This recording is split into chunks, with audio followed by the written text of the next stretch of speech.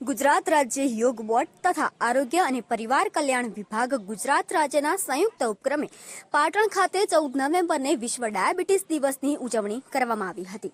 વિશ્વ ડાયાબિટીસ દિવસની ઉજવણીના ભાગરૂપે પાટણ ખાતે 14 થી 28 નવેમ્બર સુધી યોગ શિબિરનું આયોજન કરવામાં આવ્યું છે, જેનું આજે નગરપાલિકા પ્રમુખ શ્રી હિરલબેન પરમાર, પાટણ નગરપાલિકાના પૂર્વ પ્રમુખ શ્રી હેમંતભાઈ તન્ના, સામાજિક કાર્યકર શ્રી અજયભાઈ પરમાર અને ગાયત્રી મંદિરના ટ્રસ્ટી શ્રી મુકેશભાઈ દ્વારા દીપ પ્રાગટ્ય કરીને શુભારંભ કરવામાં આવ્યો હતો.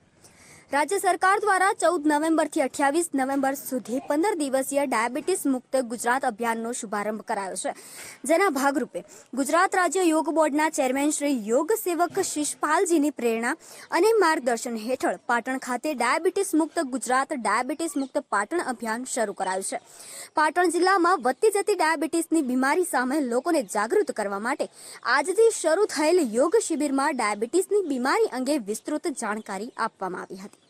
તેમજ જિલ્લા કોઓર્ડિનેટર શ્રી અંકિતાબેન પટેલ, જિલ્લાના તમામ કોચ, ટ્રેનરો અને યોગ સાધકો દ્વારા આનંદ સરોવર અને ગાયત્રી મંદિર ખાતે વહેલી સવારે 6 વાગે યોગ કરાવવામાં આવ્યો હતો.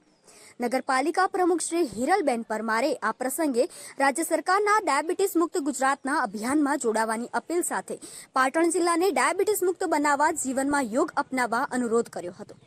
આજથી શરૂ થયેલી શિબિર અંગે તેમણે કહ્યું કે યોગ કેમ્પમાં ભાગ લેનાર શિબિરાર્થીઓને ઉકાળા સાથે ડાયાબિટીસ રોગમાંથી કેવી રીતે મુક્ત થઈ શકાય એની જાણકારી અપાવવામાં આવી હતી. 15 દિવસ સુધી ચાલનારા આ અભિયાનના પ્રથમ દિવસે દર્દીઓના બ્લડની ચકાસણી પણ કરવામાં આવી હતી.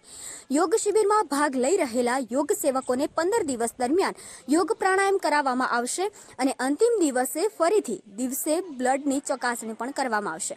આ શિબિર દરમિયાન યોગ સાથે જીવનશૈલી, દિનચર્યા વિશે પણ સમજાવવામાં આવશે, તેમજ આપણા જીવનમાં યોગનું કેટલું મહત્વ છે તેની જાણકારી પણ આપવામાં આવશે.